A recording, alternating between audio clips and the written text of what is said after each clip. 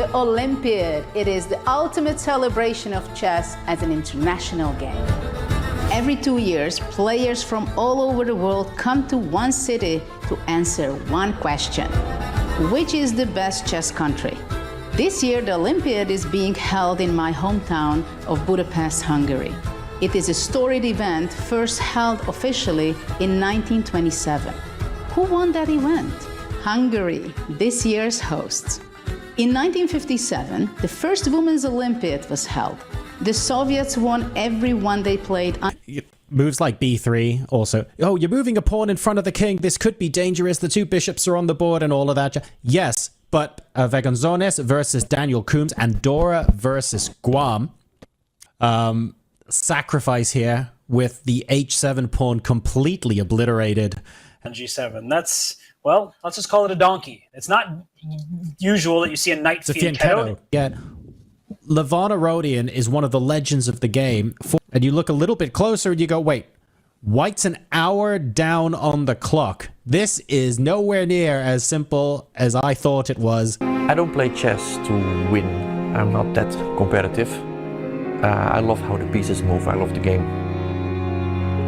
And white, on the other hand, you see the blue arrow. So this is the move for white. It makes perfect sense because there are problems down the e-file, and I will explain that in more detail in just a bit. But the last bunch of turns, Jean, he was as high as world number 3, if my memory serves me well. He was one of my chess inspirations. I love his style, playing for small little advantages. Yeah, Spider is a great nickname because... The thing to bear in mind for some of these teams, this is round number 1. And if it's captured by a knight, then black takes with the pawn, and this is essential. Taking away your d3 retreat that your knight wanted to get to. Yeah, my heart bleeds, and that's not even a genuine attempt at a pun. This could have been such a bit, and it still can be, to be fair, such a bit. This cannot be overstated. They're spearheaded by Nordibek Abdusatara, but it's not.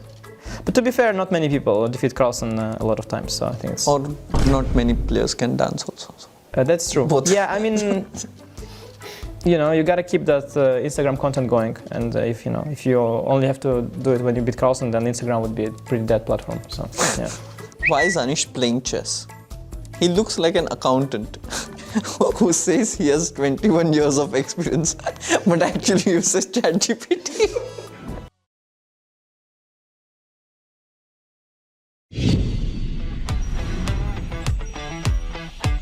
Welcome back to the 45th Chess Olympiad. Again, this is round number 1, folks. So for those of you who are maybe less used to tournament chess than we normally would be, you take the top half of the draw and you pair them against the bottom half of the draw. So quite often you have very large differences in rating. Maybe we can do this thing, perhaps not a complete upset, but get a few points, and that way you can hold your heads held high. I mixed up that expression, my bad, because I was busy looking at some of the games, and you see that both sides have 6 pawns, both sides have the same number of minor pieces and rooks, so it's even material, but the evaluation is through the roof, and the reason why is let's look at the pawns. We don't just say we have the same number, so that's it.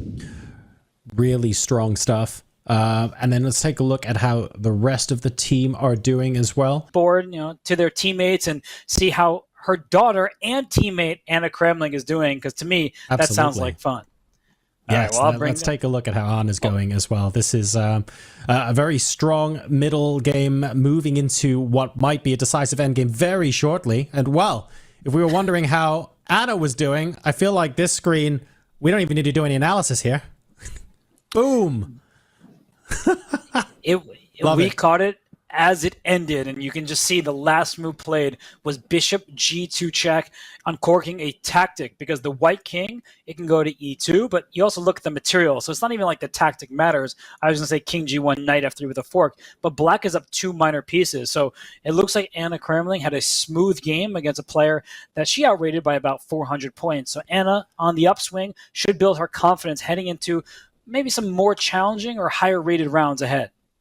Can we please, just for a moment, talk about how that rook on h5 is the saddest chess piece I think I've seen in my entire life?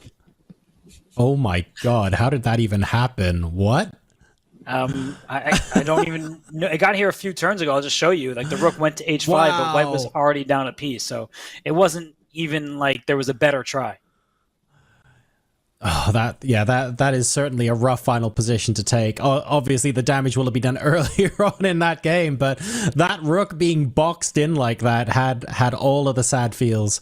Very well played to both Cramlings. Obviously, Pia is still yet to convert, but we are expecting her to in the next couple of minutes, especially. And we're here with Anna Cramling. She's a content creator, but she's actually going to be a player. You've played in several Olympiads. This year you're playing board 3 for the Swedish women's team, but I have to know, your captain is your dad. Do you have to listen to him more as your captain or less? I guess the same. I don't know. He's my dad. I know he's giving it his everything. He loves being the team captain of the Sweden's team. He's been that for many years, and I think he's an amazing captain. I'm maybe a bit biased, but I'm really excited to be here with my family. You're a content creator. Would you rather have really cool games that you maybe don't do as well in, or would you rather just go 11-0? No. 11 and out. I want to win as many games as possible. There's that fire within me to win, and I think I have that still from my competitive chess era. So I absolutely just want to win as much as possible. And finally, at the Speed Chess Championship in Paris recently, there was a funny question over whether or not Hikaru or Levi would get done with the tournament and be the first to record and put something on YouTube. Are you going to be rushing from your games to put something up on YouTube? Absolutely. I am filming daily recaps where I'm also going to be vlogging a bit to show people how the experience of being part of the Olympiad is. So I'm going to be every single day posting videos, and I'm going to be as fast as possible. So I'm really excited. All right, she's trying to win quickly. You can catch her out on YouTube and all your other channels. You know how to find Anna Cramling, and yeah, good luck to you in the event. Thank you.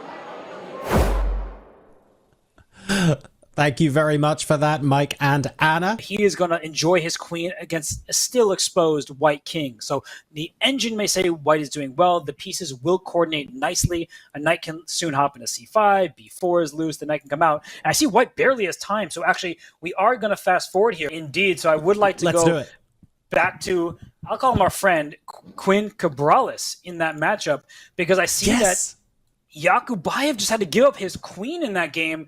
And not enough material. Wait, hang on a second. This was so.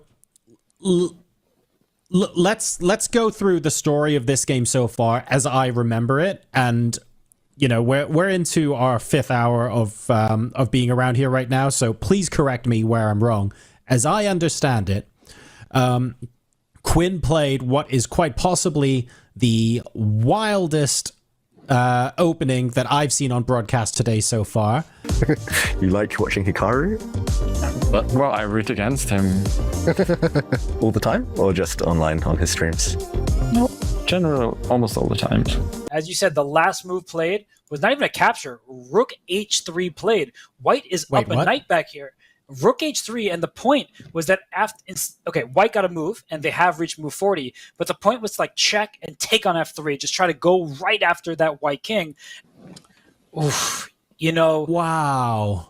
I'm not sure Cabrales will feel disappointed because he might have just scored his biggest upset in his chess career against one of the strongest players on the planet. But the way he played today, John, he was throwing punches from the get-go around, just pester white's pawns. You could also play a move like f5, bring your king out this way, try to push on the king's side. Easy to overlook because it's so far away from the action, but the rook on the f-file, checking the king. You've got the bishop in support on e6 as well.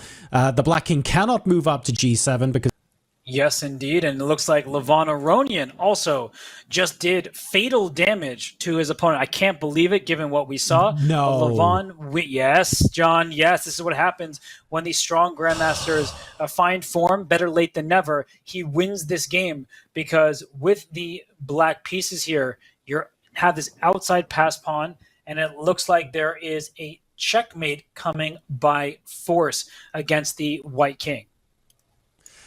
This is unreal. If you take a look at the final position, no one is going to question Aronian is winning this.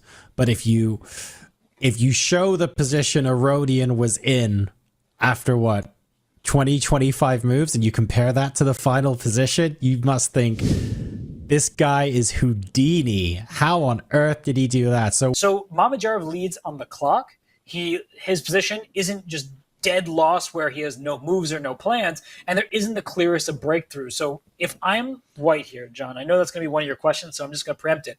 I would like to trade one pair of rooks, because if this black rook disappears off the c-file, whether it's the c1 rook or the second rook, and then I could stop your pass pawn. And if you move your bishop, I don't even know where you hope to go. Let's say back here. I think that king b5, the king comes up, the rook always slides behind this passer. The black pawn is not even close to promoting.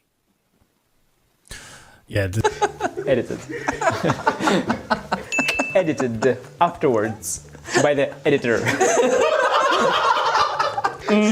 Not how it really happened. Afterwards, taken from somewhere else and placed in the middle. And that's squeezed. You know, before this, I thought I would be the one getting into trouble. Now I think it's you. Lawyered. Okay.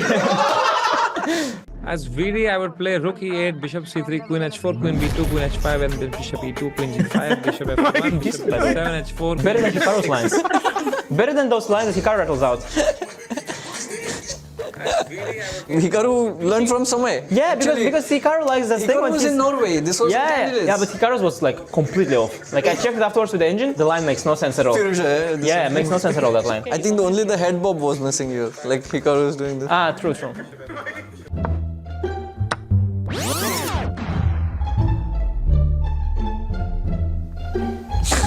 Wow! Wow! That's a good one. We have to watch again. No, this is a good one. Yeah. It's a really good one. Yeah. Some good editing there. Wow! Nice. Ooh, slick. Okay. Nice.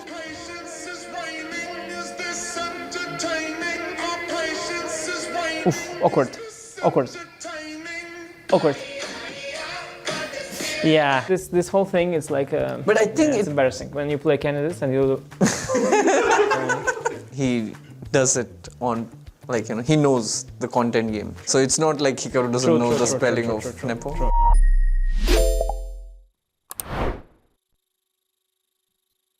Of that extra pawn, I'm just going to quickly put that on the board. If you take this piece, we are going to be in a winning king and pawn endgame for black. The next move is to be bringing the king back around, playing e6, springing free a pass pawn, and then using that pawn to win the game. So, John, it actually is that straightforward sometimes. The problem now is you can't both watch that pawn and prevent pass pawns. And no matter which pawn you take with, then the pawn that is free is going to go to the other side. John, I see your face. You are in disbelief, but this is a product of playing too quickly, not seeing that there were some issues, and the main issue is that white's pawns were more advanced, so let's clear the path in front of them and let those pawns run. And in the game, we do see the knight drop back to a5, but now it's time to go after the g4 pawn.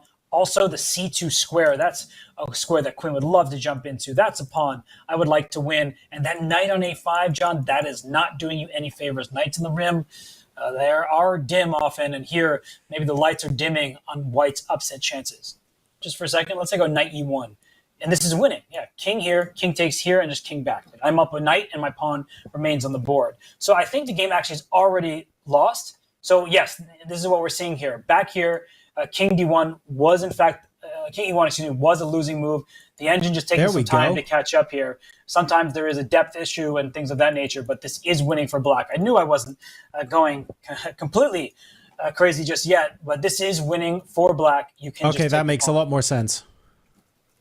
But only there is hope for people like us yet, and that interview made me so unbelievably happy. Absolutely wonderful stuff. Thank you, Ahmad, and thank you, Mike, for that. We're going to now be returning to a couple of games we took a look at before. I know what my next 5 moves is. That is not what his body language is telling us at all in this position.